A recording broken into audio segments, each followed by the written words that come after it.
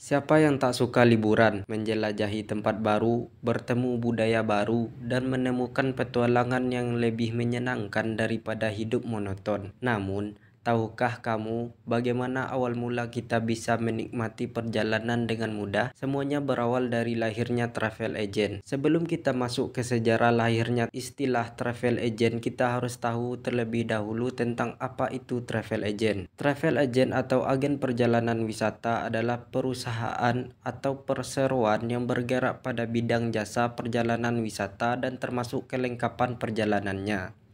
Adapun tugasnya adalah memberikan bantuan jasa kunjungan, tempat wisata, dan perjalanan kepada klien, dan memberikan nasihat dan saran tentang perlengkapan data perjalanan atau wisata seperti visa atau paspor jika ingin bepergian ke luar negeri. Istilah travel agent atau dalam bahasa Indonesia disebut agen perjalanan wisata dimulai pada tahun 1841 oleh seorang pria bernama Thomas Cook. Thomas Cook adalah seorang inovator asal Inggris yang menjadi pelopor perjalanan terorganisir pertama kali. Pada awalnya, Cook menyewa sebuah kereta untuk membawa 540 orang dari Leicester ke Loughborough di Inggris. Perjalanan ini tidak untuk berlibur, tapi untuk menghadiri sebuah rapat anti alkohol. Ini dianggap sebagai perjalanan komersial pertama yang diselenggarakan oleh agen perjalanan. Dari sinilah ide agen perjalanan lahir. Pada 1855, Cook menyelenggarakan perjalanan tur keliling Eropa dengan kereta api dan kapal uap. Tak lama kemudian, ia mulai menawarkan paket perjalanan ke Mesir dan Amerika Serikat. Dengan layanan terstruktur ini, agen perjalanan pertama kali lahir. Di pertengahan abad ke-20, industri agen perjalanan semakin berkembang pesat. Setelah Perang Dunia Kedua, meningkatnya teknologi penerbangan membuat perjalanan internasional menjadi lebih terjangkau dan nyaman. Pada era tahun 1950 sampai 1960-an, agen perjalanan menjadi pilihan utama bagi mereka yang ingin berlibur ke luar negeri. Mereka menawarkan paket lengkap mulai dari tiket pesawat, akomodasi, hingga tur lokal. Hal ini memberi kenyamanan bagi wisatawan karena semua hal teknis diatur oleh agen.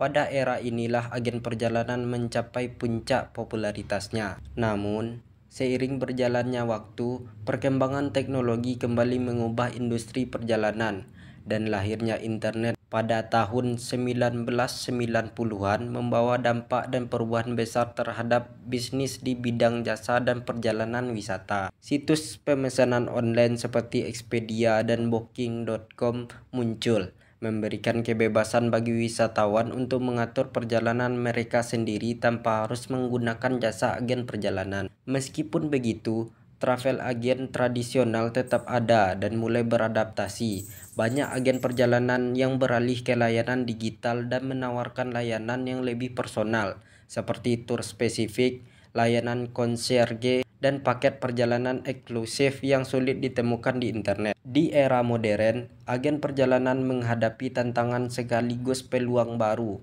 Di satu sisi, wisatawan memiliki banyak opsi untuk mengatur perjalanan mereka sendiri. Namun di sisi lain, agen perjalanan semakin fokus pada layanan khusus.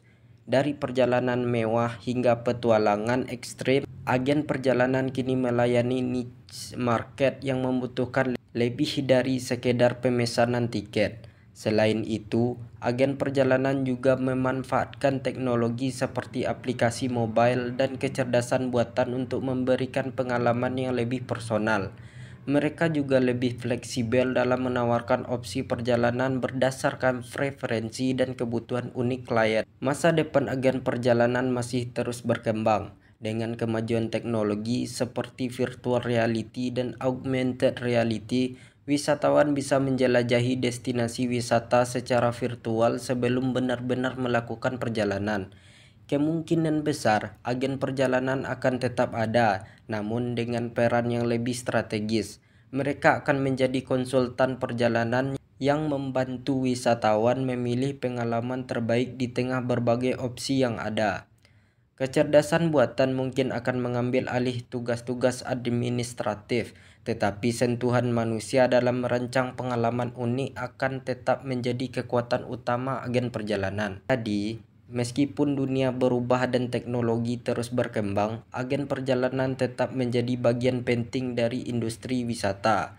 Dari masa ke masa, mereka telah beradaptasi dan siap mengantarkan kita ke destinasi impian berikutnya. Sebelum kita menyelesaikan pembahasan ini, saya menyarankan untuk Anda bahwasanya jasa itu juga penting dan akan saya bahas juga dalam video saya ini. Secara umum, jasa adalah suatu kegiatan ataupun tindakan yang tidak berwujud, tidak bisa diraba, namun bisa diidentifikasi, direncanakan, dan dilakukan untuk memenuhi suatu permintaan dan juga kepuasan pelanggan. Arti lain dari jasa adalah suatu kegiatan ekonomi yang melibatkan adanya berbagai interaksi dengan konsumen atau dengan berbagai barang milik, namun tidak terjadi kegiatan pindah kepemilikan. Di dalam proses menghasilkan jasa, maka bisa menggunakan ataupun memanfaatkan barang yang berwujud.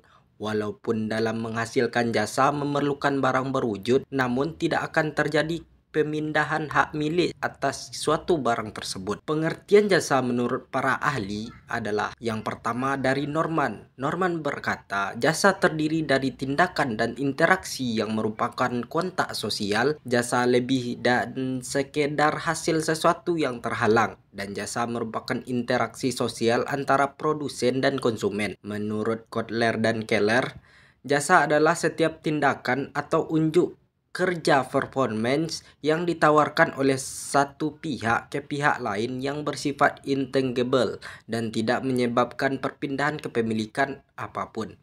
Produksinya bisa terikat dan bisa juga tidak terikat dengan produk fisik. Ciri-ciri jasa yaitu suatu layanan jasa mempunyai beberapa karakteristik dan juga ciri-ciri tertentu yang mampu membedakannya dengan produk lain.